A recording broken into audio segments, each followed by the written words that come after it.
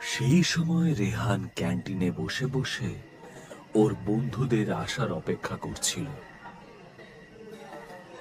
ওর সামনের টেবিলে একটা খবরের কাগজ রাখা ছিল, যেটা পড়তে পড়তে ও বারবার খালি দরজার দিকে তাকাচ্ছিল।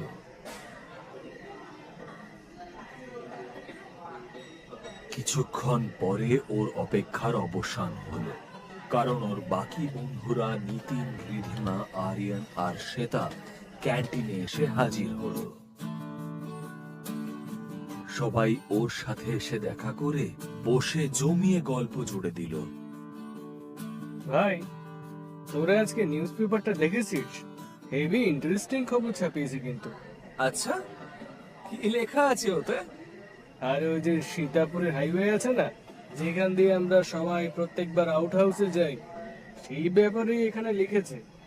সীতাপুর হাইওয়ে থেকে 5 কিলোমিটার ভেতরে গেলে ডান হাতে নাকি একটা কাঁচা শর্টকাট রাস্তা আছে। ওখানকার গভীর জঙ্গলে কোথাও একটা